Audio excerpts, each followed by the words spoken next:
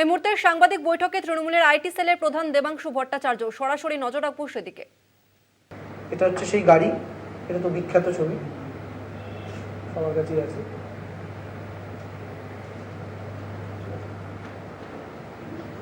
ঠিক আছে। আর এই ব্রাত্য বসুর সাথে মিটিং এর আরো কয়েকজন এক্সট্রা, যে ব্যাকগ্রাউন্ডটা বোঝা যাচ্ছে ওটা একটু ক্লোজ ফ্রেমে ছিল, এটা যদি নেন।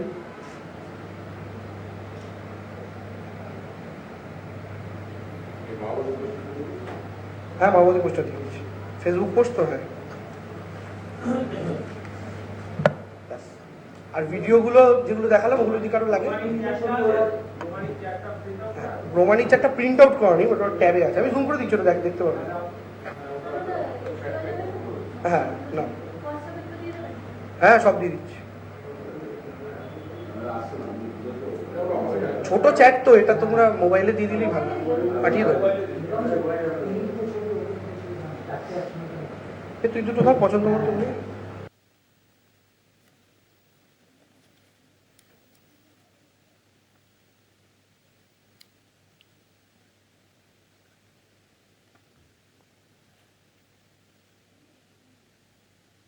আমার প্রিয় সৃজনদার কাছে আমার অনুরোধ, যিনি প্রেস মিট করছিলেন, আমার ভিডিওর বক্তব্য ছিল এই ছবিটি আপাতভাবে দেখে মনে হচ্ছে সত্যি নয়। কেন মনে হচ্ছে তার কয়েকটা কারণ আমি আপনাদের বলি। এই ছবিটা আপনারা স্পষ্ট দেখতে পাচ্ছেন যে একজন স্করপিওর সামনে চাকার নিচে ঢুকে রয়েছে। এখন কয়েকটা বক্তব্য। প্রথম, ওই দিন কোনো স্টিল ছবি তোলা হয়নি। যে কটা ভিডিও বা ছবি আপনি আমি প্রত্যেকে পেয়েছি, প্রত্যেকটা ভিডিও থেকে নেওয়া, ভিডিও পজ করে নেওয়া তার স্ন্যাপ। এটাও ভিডিও থেকে নেওয়া স্ন্যাপ। এই যে ভিডিও থেকে নেওয়া স্ন্যাপ, তাহলে ভিডিও থেকে যে স্ন্যাপটা নিয়ে যেখানে দেখানো হচ্ছে এই গাড়ির চাকার নিচে নাকি ইন্দ্রানুজ শুয়ে রয়েছে, তাহলে আমাদের বক্তব্য হচ্ছে এই ভিডিওটা কোথায়? যে ভিডিও থেকে এই স্ন্যাপটা তোলা হলো সেই ভিডিওটা কোথায়? গতকাল সৃজন দ্বারা প্রেস মিট করে যে ভিডিওটা দেখিয়েছেন সেটা গাড়ির ব্যাক সাইডের ভিউ, এবং সেখানে যে কেউ পড়ে যাচ্ছে, সে পড়ে সাইডে চলে যাচ্ছে না কোন দিকে চলে যাচ্ছে বোঝা যাচ্ছে না। তাদেরকে যে আক্রমণ করা হলো এবং সেইটাকে কেন্দ্র করে যে কুনাট্য রচনা হয়েছে, সেটাকে কেন্দ্র করে যে মিথ্যে ফেক নিউজ, যে মিথ্যে ছবি, ভুয়ো ছবিকে কেন্দ্র করে বাংলার রাজনীতিতে প্রাসঙ্গিক হওয়ার চেষ্টা করছে সিপিএম, বিশেষ করে তাদের ছাত্র সংগঠন, এবং তার সঙ্গে সহযোগিতা নিয়েছে মাওবাদীদের। সেই জায়গা থেকে দাঁড়িয়ে আমরা দেখছিলাম যে এসএফআই এর তরফ থেকে কয়েকটা প্রেস কনফারেন্স হয়েছে, এবং সেই প্রেস কনফারেন্সগুলোতে বিশেষ করে আমি যে কয়েকটা ভিডিও এবং পোস্ট ছেড়েছি আমরা ফেসবুকে, সেগুলোকে কাউন্টার করে বিভিন্ন রকমের তারা ভিডিও আনছেন। আমি সবার আগে প্রথমে একটু ব্যাপারটার সামারি যদি করে নিই। কি হয়েছিল? ওয়েবকুপার একটা মিটিং ছিল, ব্রাত্য বসু সেখানে ছিলেন। ব্রাত্য বসু সহ সেখানে কারা উপস্থিত ছিলেন? 3000-এর কাছাকাছি অধ্যাপক। এই ঘটনা যখন চলছে, এই প্রোগ্রাম যখন চলছে, সেই প্রোগ্রাম চলতে চলতে প্রথমেই আমি আপনাদের যেটা দেখাতে চাই যে এই প্রোগ্রাম চলতে চলতে একদম ভিড়ের পেছন থেকে বামেদের ছাত্র সংগঠনের সদস্য এবং তারই সঙ্গে কিছু হতে পারে তার মধ্যে মাওবাদী থেকে শুরু করে বিভিন্ন সদস্যরা রয়েছেন, তারা সেই জায়গায় দাঁড়িয়ে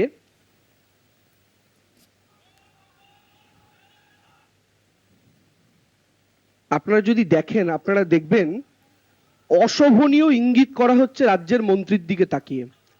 রাজ্যের মন্ত্রীর দিকে আঙুল তুলে তাকে বিভিন্ন রকম আঙুল দেখানো হচ্ছে, যেগুলো অশোভন, যেগুলো বলা যায় না, যেগুলো দেখানো যায় না। এখান থেকে ঘটনার সূত্রপাত। আমি আরো আরেকবার যদি ভিডিওটা আপনাদের জন্য চালিয়ে দিই, আপনাদের আমি ভিডিওটা পরবর্তীকালে দিয়ে দেবো, সেখানে আপনারা দেখতে পাবেন এই অশোভনীয় ইঙ্গিতগুলো করা হচ্ছে রাজ্যের মন্ত্রীর দিকে তাকিয়ে, এবং অধ্যাপকরা তখন বসে রয়েছেন গোটা স্টেডিয়ামে। এখান থেকে ঘটনার সূত্রপাত। এই কাজ যখন তারা শুরু করলেন, এই কাজ করার পর আস্তে আস্তে তারা অগ্রসর হতে থাকলেন স্টেজের দিকে। আমাদের অধ্যাপক, তাদের মধ্যে আমাদের মুখপাত্র প্রদীপ্ত মুখোপাধ্যায়, তিনি তাদেরকে বোঝাতে গেলেন, ভাই আমাদের প্রোগ্রামটা আমাদের করতে দাও, এবং এই বোঝানোটা তার কাল হলো, তাকে মারধর করা হলো, ধাক্কাধাক্কি করা হলো। আমার একটা সহজ প্রশ্ন সিপিএম এর বন্ধুদের কাছে, এসএফআই এর দাদা ভাইদের কাছে, বোনেদের কাছে, বন্ধুদের কাছে, আজ থেকে কয়েক বছর আগে, কয়েক দশক আগে, যখন তৃণমূল কংগ্রেসেরই কোনো এক প্রাক্তন নেতার বিরুদ্ধে কোনো এক শিক্ষক বা শিক্ষিকার সঙ্গে খারাপ ব্যবহারের অভিযোগ উঠেছিল, আপনাদের সেই জগ ছুঁড়ে মারা এপিসোড, আপনাদের প্রত্যেকের সেটা নিয়ে খুব আলোচনা হয়েছিল, অত্যন্ত নিন্দনীয় ঘটনা। সেই ঘটনাটা নিয়ে আজও আমাদের বিরোধীরা 10 বছর 15 বছর পরেও আলোচনা করেন। কিন্তু আজকের দিনে দাঁড়িয়ে আমাদের বিরোধীদের, বিশেষ করে এসএফআই এর সদস্য বা মোহাম্মদ সেলিম থেকে সুজন চক্রবর্তী, তাদের কাউকে অধ্যাপকদের হেনস্থা করা, তাদেরকে মারধর করা নিয়ে একটা কথা বলতে শুনছি না। যে কাজ আরাবুল ইসলাম করেছিলেন সেই সময় নিন্দনীয় ছিল, সেই সময় সমালোচনা হয়েছিল।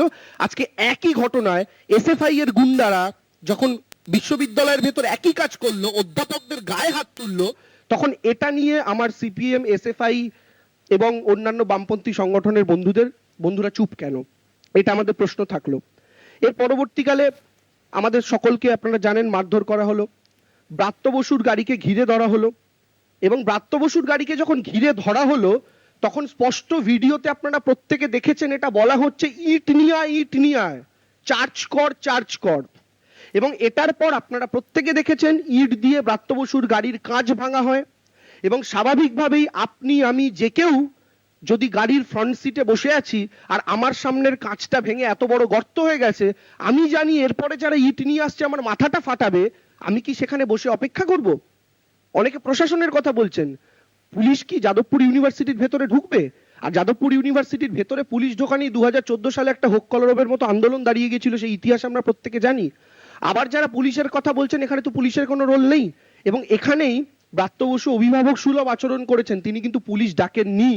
প্রাণের সংশয় হতে পারে এবং হচ্ছে জানার পরেও এতগুলো তৃণমূল পন্থী অধ্যাপক সংগঠনের সদস্যদের, অধ্যাপকরা এখানে রয়েছেন, তাদের প্রাণ সংশয় জানার পরও তারা কেউ, ইনক্লুডিং ব্রাত্য বসু, তারা কেউ কিন্তু পুলিশ ডাকেননি। নিজেরা ওখান থেকে বেরিয়ে গিয়েছেন এবং স্বাভাবিকভাবেই, স্বাভাবিক মানব সত্তা অনুযায়ী বেরিয়ে গিয়েছেন। এটার মধ্যে অবাক হওয়ার কিন্তু কোনো কিছু নেই।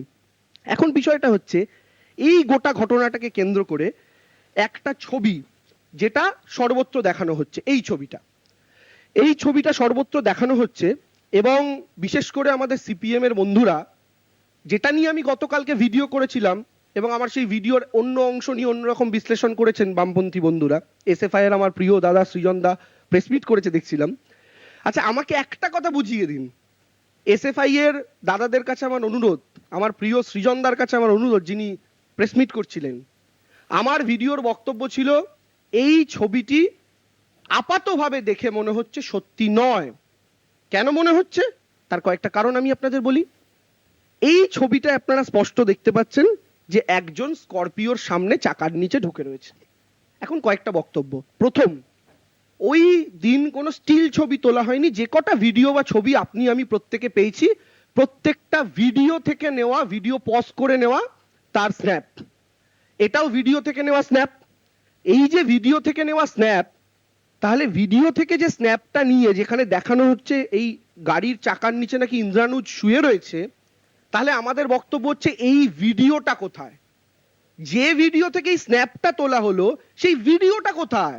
গতকাল সৃজন দ্বারা প্রেস মিট করে যে ভিডিওটা দেখিয়েছেন সেটা গাড়ির ব্যাক সাইডের ভিউ, এবং সেখানে যে কেউ পড়ে যাচ্ছে, সে পড়ে সাইডে চলে যাচ্ছে না কোন দিকে চলে যাচ্ছে বোঝা যাচ্ছে না। সেটা একমাত্র বোঝার উপায় ফ্রন্ট ভিউ থেকে। যে ফ্রন্ট ভিউয়ে স্ক্রিনশট তারা ভাইরাল করেছেন, তো যেখান থেকে এই স্ক্রিনশটটা, যে ভিডিও থেকে আপনারা এক্সট্রাক্ট করেছেন, সেই ভিডিওটা কোথায়? এটা যতক্ষণ না আমাদের কাছে আসছে আমরা তো এটাকে সত্যি বলে মনে করতে পারবো না, এটাই স্বাভাবিক। কারণ সব ভিডিও অ্যাভেলেবেল মার্কেটে, আপনারা প্রেস মিট করে করে সব ভিডিও দেখাচ্ছেন, শুধু এই ভিডিওটা দেখাতে পাচ্ছেন না। দেখিয়ে দিন, তাহলে বুঝবো সত্যি হয়তো কোনো ঘটনা ঘটেছে, ঘটে থাকতেই পারে তাড়াহুড়োর মধ্যে, কিন্তু দেখিয়ে দিন। 1 নম্বর কথা। 2 নম্বর কথা, স্বাভাবিক বুদ্ধি সম্পন্ন যে কেউ তারা যদি এই ছবির দিকে তাকান, স্বাভাবিক বুদ্ধিতে বিবেচনা করেন, তাহলে একটা এত বড় গাড়ি, এবং এখানে যদি এটা সত্যি ইন্দ্রানুজ হয়, সে আড়াআড়ি ভাবে চাকার তলায় শুয়ে রয়েছে। এই চাকার তলায় শুয়ে থাকার পর এসএফআই বলছে ব্রাত্য বসুর গাড়ি চাপা দিয়ে চলে গিয়েছে। চাপা দিয়ে এই শব্দটা তারা ব্যবহার করছে। আচ্ছা, আপনারা কেউ বিশ্বাস করেন? যদি এত বড় একটা গাড়ি এরকম আড়াআড়ি শুয়ে থাকা একটা মানুষের ওপর, লম্বালম্বি হলে আমি তাও মানতে পারতাম যে ওপর দিয়ে গাড়িটা বেরিয়ে চলে গেছে, তার নাকে চোখে মুখে চোট লেগেছে, কিন্তু আড়াআড়ি সে শুয়ে রয়েছে, তার ওপর দিয়ে এত বড় একটা গাড়ি গিয়েছে, তারপরেও সেই ব্যক্তির শুধুমাত্র চোখে চোট লেগেছে। এটা কি করে সম্ভব? কোন অঙ্কে সম্ভব? এটা আমাদের একটু এসএফআই এর বন্ধুরা আরেকটা প্রেস মিট করে বুঝিয়ে দিন না। একটু উত্তর দিন না, সামনে আসুন না। একজন মানুষের ওপরে গোটা এত বড় গাড়ি চড়ে যাওয়ার পর কি করে সম্ভবপর হতে পারে সেই মানুষটার কেবলমাত্র চোখে চোট লেগেছে? এবার তারা বলছেন যে চোখের ওপর দিয়ে টায়ার চলে গেছে। আচ্ছা, আমার একটা কথা বলুন, যদি চোখের ওপর দিয়ে টায়ার যেতে হয়, স্বাভাবিক বুদ্ধিতে যেটা বলে, আমাদের চোখকে টায়ারকে টাচ করতে হলে তার আগে কমপক্ষে নাকের হাড়, কপালের হাড় এবং গালের এই উঁচু অংশের হাড়কে ভাঙতেই হবে, কারণ চোখ এই তিনটের মাঝখানে অবস্থিত। কিন্তু তার কি নাকের হাড় ভেঙেছে, কপালের হাড় ভেঙেছে, গালের হাড় ভেঙেছে? না। আমি লাস্ট তার যা ছবি দেখলাম, তার চোখে কিছু ইনজিউরি অবশ্যই হয়েছে এবং তার এই জায়গাটা করে কিছু কেটে গিয়েছে, সেলাই পড়েছে। তা চোখের ওপর থেকে টায়ার চলে গেলে মাথা তো থেতো হয়ে যাওয়ার কথা, কিন্তু শুধু চোখে চোট লেগেছে। তার মানে চোখের ওপর দিয়ে টায়ার যাওয়ারও গল্প সত্য নয়, বডির ওপর থেকে গাড়ি যাওয়ারও গল্প সত্য নয়। তাহলে এই মিথ্যাচারটা আমাদের সিপিএম এর বন্ধুরা এই ছবিটা মার্কেটে ছড়িয়ে কেন করলেন, এটাই আমরা আগের দিন জানতে চেয়েছিলাম বিভিন্ন ভিডিওর মাধ্যমে। দ্বিতীয় কথা, এই ছেলেটি কে? ইন্দ্রানুজ বলে যে ছেলেটি আহত হয়েছে, সেই ছেলেটিকে আমরা মাওবাদী বলছিলাম বলে অনেকেই আমাদের বিরোধী রাজনৈতিক মনোভাবাপন্ন মানুষ বলছিলেন যে কোনো ছাত্রকে এভাবে মাওবাদী বলে দাগিয়ে দেওয়া ঠিক নয়, ইত্যাদি ইত্যাদি। দেখুন, আমরা তাকে মাওবাদী বলছি না, এটা হচ্ছে ইন্দ্রানুজের ফেসবুক পোস্ট। ইন্দ্রানুজ নিজেই নিজেকে গর্ব করে মাওবাদী বলছে। কি লিখছে আমি পড়ে আপনাদের দেখাচ্ছি। লাল সেলাম কমরেড বিবেক, আচ্ছা পোস্টটা হচ্ছে তার, ইন্দ্রানুজ রয়, 12ই জুন 2023। সে বলছে লাল সেলাম কমরেড বিবেক, লাল সেলাম কমরেড কমলা, লাল সেলাম কমরেড যোগী, মার্ক্সবাদ লেনিনবাদ মাওবাদ দীর্ঘজীবী হোক, অপারেশন সমাধান প্রহারের নামে ভারতের জনগণের ওপর গৃহযুদ্ধ চালানো ভারত রাষ্ট্র ধ্বংস হোক, লাস্ট মাওবাদ দীর্ঘজীবী হোক। এটা কার পোস্ট? ইন্দ্রানুজের নিজের পোস্ট। সে বলছে মাওবাদ দীর্ঘজীবী হোক। তো মাওবাদের দ্বারা যে পরিচালিত সে তো মাওবাদী,